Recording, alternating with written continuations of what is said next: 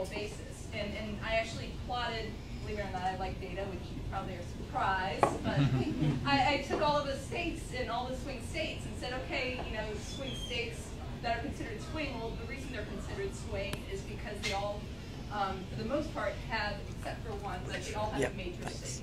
And the states that are safe states are predominantly, with the exception of Texas has a lot of it, but they're overwhelmingly non-urban states, and those become our states, and the urban states become the Democratic states. So you kind of start to see this pattern play out.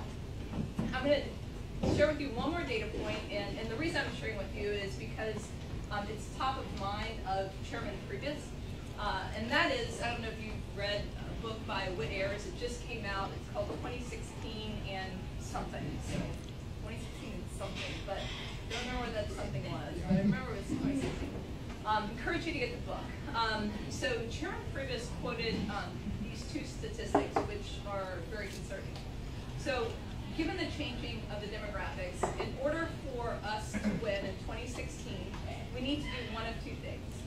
Either we need to win 30% of the non-white vote and 59% of the white vote, or we need to win 17% of the non-white vote and 65% of the white vote. And so you have a spectrum in between. You know, it's not one, but you have a spectrum.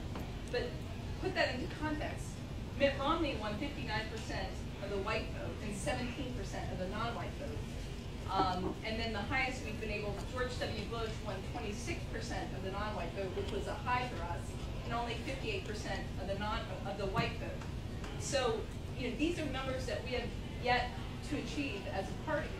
And why do I also share that with you is because what I firmly think, and the data shows, is that these people, in order for us to move from that 59 to the 65, or from the 17 to the 30, we have to start engaging with people more in cities. These people live in cities. It's not as if we're not turning over, you know, all the rocks in the non-urban evangelical areas. We're just not turning over, you know, all the people engaging with all the people.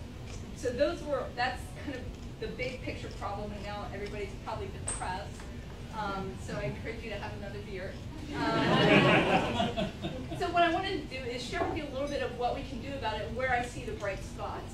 Because, you know, sometimes the problem seems pretty big, and I think there's opportunities of what we can do with it. And I'm going to share just a couple of anecdotal stories. And first I'll start with what we're doing at City GOP.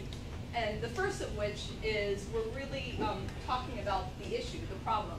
And just, you know, when I speak with Chairman Priebus, I'm framing it in the context of presidential elections. When I talk with, you know, state chairman, I'm framing it in the context of his state or her state. We actually have a number of female state chairs. Keep that in mind.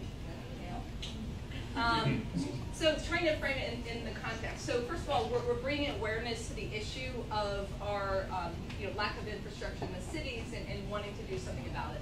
But